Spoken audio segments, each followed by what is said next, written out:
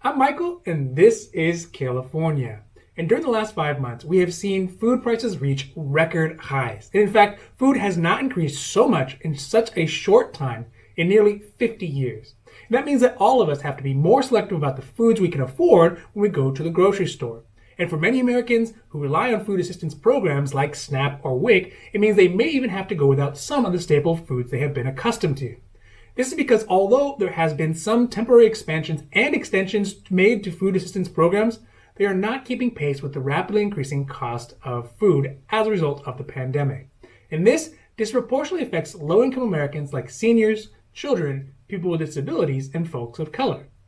So today we're going to discuss why food prices have gone so high and what can be done through programs like SNAP to help ensure that hungry American families get the food resources that they need. Now, before we do that, if you like this information, if you find it interesting, if you find it helpful, please don't forget to like and subscribe. That way you can get updates when our newest and most informative videos become available. So over the last 4 to 6 months, the cost of food have undoubtedly jumped unusually high.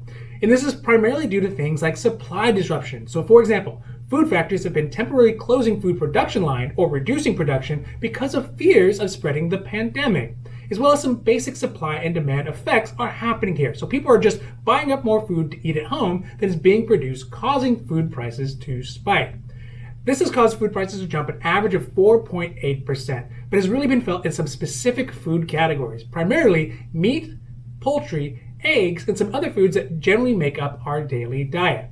Now, these foods are usually fall into the menu of food options that are available to be purchased through SNAP. But the amount of food that people are able to get, even with the extended and expanded SNAP benefits, are being eaten away by rapidly increasing costs. The increase in food prices becomes apparent when the cost of food is compared with past year's food prices. So, for example, when comparing food prices from April 2019 to April 2020, the increase in food costs has jumped more than has been seen in the last 50 years, basically since the 70s. But not all staple foods have seen a huge increase, and it seems to be limited primarily to foods that require large amounts of people power and that have a process that cannot be automated. So foods that require a factory or a food processing plant or a slaughterhouse to produce. So that's why foods like meat and poultry and eggs have been hit so hard.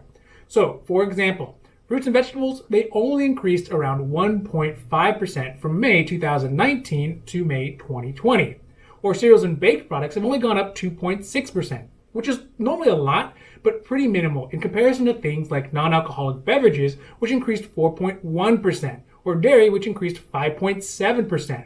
Or the biggest increase has been seen by meat, poultry, fish, and eggs, which went up a whopping 10%.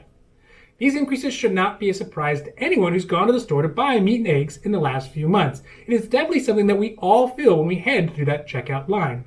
Now, there are some government programs to help low-income families with their food costs, the biggest of which is SNAP, or the Supplemental Nutrition Assistance Program. And this program was previously known as food stamps, but what it does is it provides needy families with additional resources to purchase food. And the program is primarily based on income and household size for eligibility. So for those folks who are eligible for SNAP, they'll receive an EBT card, which works kind of like a debit card when they go to the grocery store. They just slide it, and then they're able to purchase their food. Now, there's generally not a limit on the amounts of one food or another that someone can buy with their SNAP benefits, but there is a dollar amount of food that someone can purchase with their SNAP benefits. But SNAP is one of the biggest ways that the U.S. government fights hunger in general. And SNAP has been the primary way that the government has been trying to assist people hit hardest by the lockdown and the pandemic to get food for their families.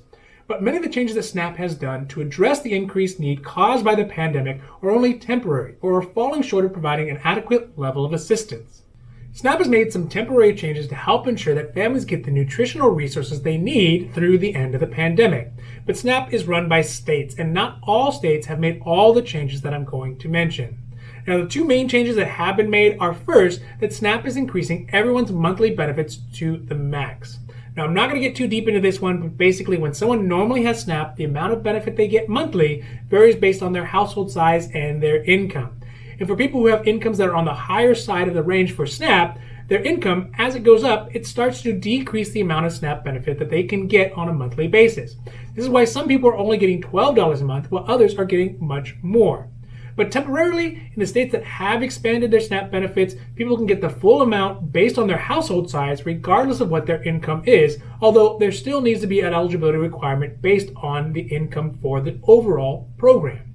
The second one is the biggest addition to the program, which has been added temporarily, which is the pandemic EBT card. And this is specifically for school-aged children who normally get lunch that is free or reduced at school, but are not able to get those lunches because their schools are on lockdown.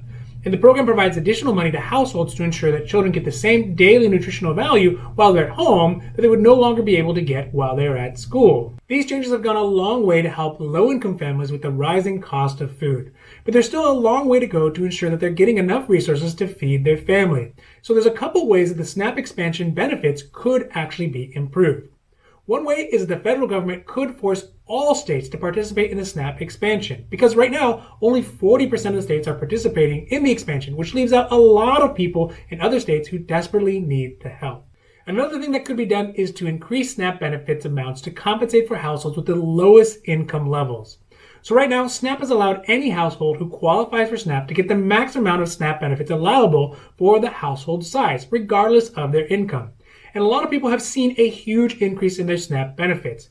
But this actually doesn't really help the lowest income people, because before the pandemic, they were already receiving the max allowable monthly SNAP benefit. That means they're not seeing any increase in their monthly food budget or feeling any of the benefits from the SNAP max benefits, but they still have to pay the higher prices for food. Additionally, I think the best idea would be to extend the PEBT program through the summer and to extend it to high health risk types of individuals, so specifically seniors and people who are on disability. This is because the PEBT program has been a great way to help children while it lasted, but as the pandemic continues or even comes back, there's going to be additional need for additional food assistance for families who will still likely be on lockdown through the summer and even into the next school year. Furthermore, the PEBT program should be extended to seniors and disabled folks who are finding the increased food prices and the extra necessary steps for personal safety to be an insurmountable cost without additional food resource. And the PEBT program would work perfectly for this. Undoubtedly, the increased cost in food is making the struggle for low-income households worse than it has ever been. Especially because of the continued economic instability, the revived lockdown, and the resurgence of the pandemic, it would only make sense to extend and expand these food benefits to people who need them most. Additionally, many of the changes I have recommended are included in many of the Democratic-led stimulus packages, like the HEROES Act. But without bipartisan cooperation and the White House, I fear a lot of people are going to be left to deal with these food costs on their own. Thank you so much for watching our video, and I hope that you found it interesting or helpful or at least useful. And if you did, please don't forget to like and subscribe. That way you can get updates when our newest and most informative videos become available. Also, if you have any comments or questions, leave them down below. We love to see your comments and questions, and we'll be happy to make a new video or a new post as soon as we can. Now finally, we here at California, we know health insurance. So whether it's private health insurance or Covered California or Medicare or Medicaid or Medi-Cal or even health insurance for a small group, we know health insurance. And we can help you look at all the different options, because I know it can be very confusing coming out of your work insurance and having to find private insurance. Or maybe you're turning 65, you're trying to figure out what are the best Medicare options that fit your needs as well as your budget. Or maybe even you're coming out of a government program like Medicaid or Medi-Cal, and now you have to get health insurance on the private side. We can help you look at all the different options and help you get enrolled as well. So if you have any questions about those things, your health insurance, leave it down below. We'll make a new video or post for that as well. Now, other than that, I'm Michael, and this is California, wishing you a happy, healthy